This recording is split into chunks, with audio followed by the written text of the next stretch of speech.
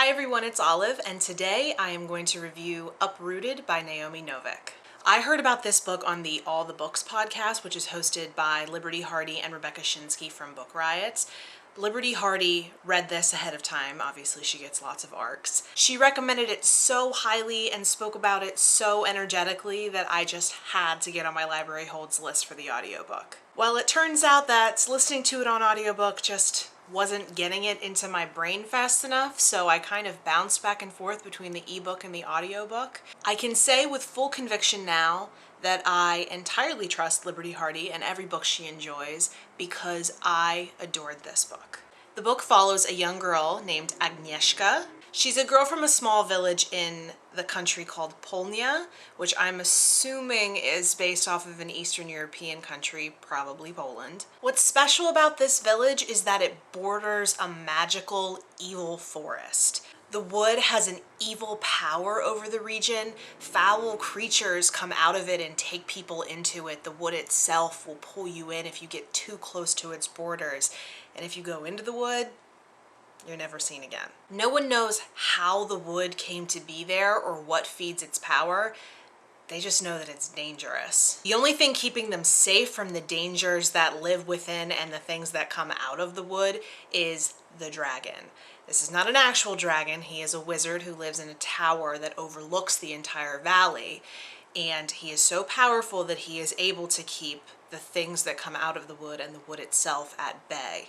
If it weren't for him, the people who live in this region would have to abandon their villages and go elsewhere because the wood is so dangerous. Because they are grateful to the dragon, meaning the wizard, they pay tribute to him every 10 years by giving him a 17-year-old girl.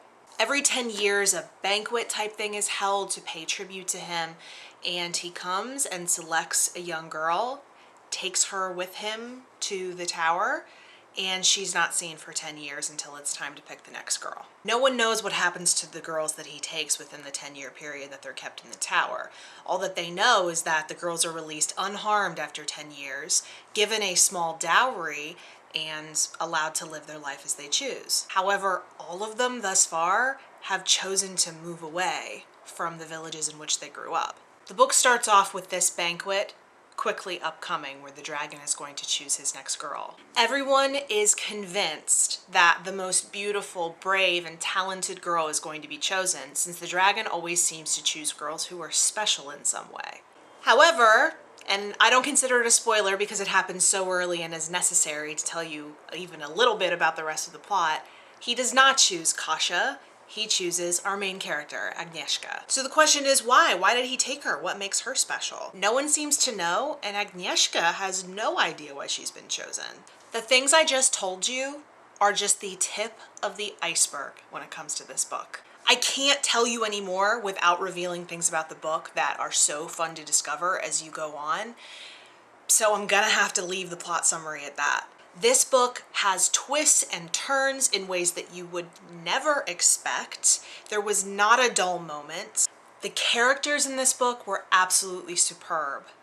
They were at times lovable, at times infuriating, at times enchanting, at times appalling. You wanted to hug them, you wanted to shake them.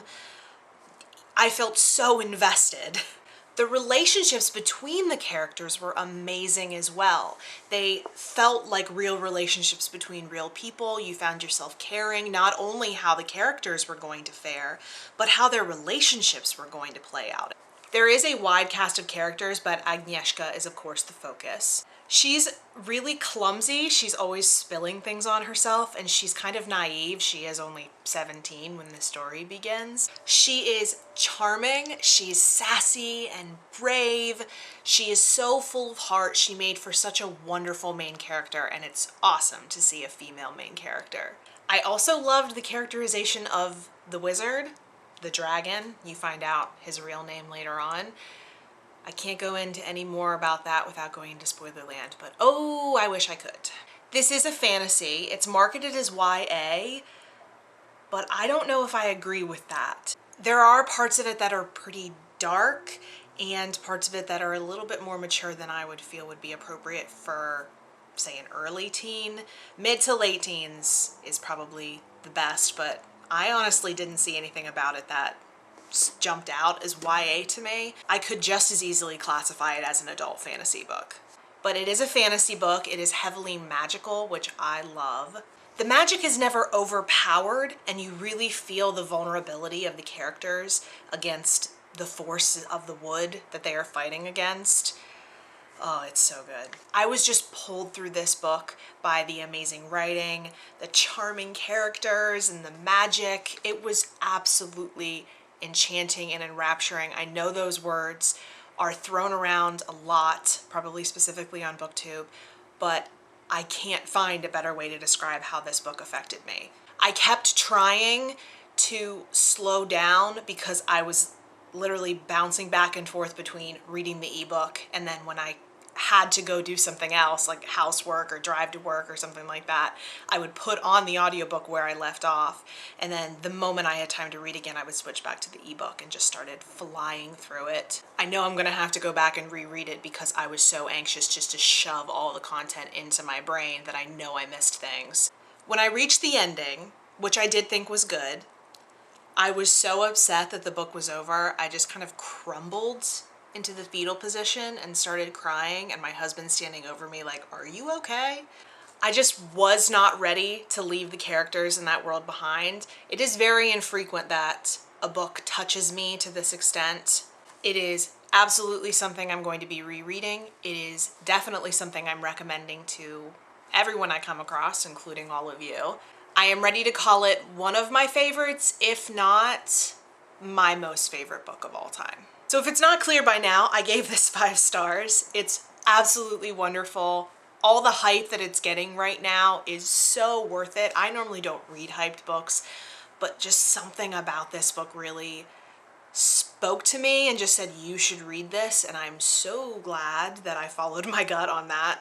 If you've read this book, I am so eager to hear what you have to say about it. You can leave a comment down below. Let's try to keep it spoiler free, but if you would like to talk spoilers, I am on both Twitter, Instagram, and Goodreads. Twitter and Instagram at @bookolive, and the link to my Goodreads is down below. I would love to talk about this book with you. Thanks so much for watching. I hope you read this book. I'll see you next time.